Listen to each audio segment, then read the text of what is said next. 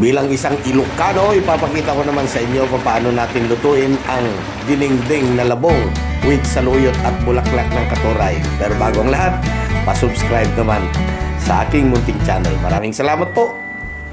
Narito ang ilan sa mga sangkap na ating gagamitin. Ayan. So, hinugasan ko na muna ng mga 2 beses ang labong. Pakukuluan natin ito sa tubig na may asin ng mga 25 minutes. Take note, huwag nang hugasan ulit ha after mapakuluan yung labong. I-drain na lamang para hindi mawala yung sarap. At habang tayo yung nagpapakulo ng labong, yan, nagpiprito rin ako ng isda. Ang sahog natin. Maglagay ng 3 hanggang 4 na baso ng tubig. Ayan, lagyan natin ito ng pinipit na luya at saka sibuyas. Timplahan na rin natin ito ng bagong isda. Okay, ilagay ang pritong bangos, saka pakuluan ng mga 3 minuto lang. Yan, iwanan muna natin sandali.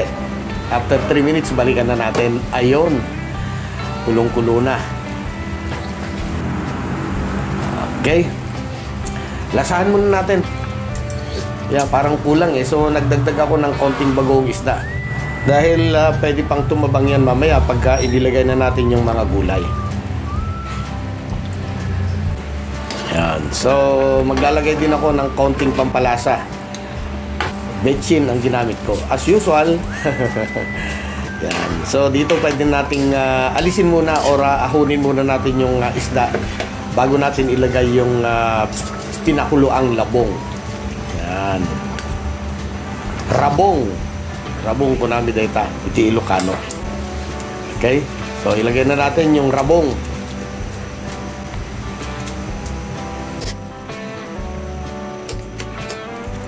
Okay?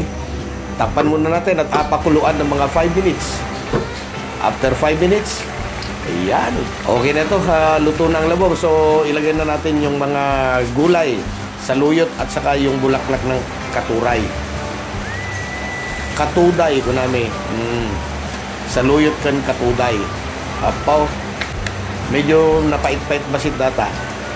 Nilagyan ko na rin ng siling haba. Pakuluan natin ng mga 2 minuto lang. Boom! Oh, wow, ang bango, ang sarap ng amoy. Lutong Ilocano talaga. Ayan. So, ibalik na natin yung pritong isda. Saka natin pakuluan ulit ng kahit 1 o 2 minuto.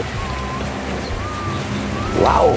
Pwede nang iserve ang masarap at masustansyang luto ng Ilocano. Yan, dinengdeng na labong. Dinengdeng na rabong ko namin. Apo.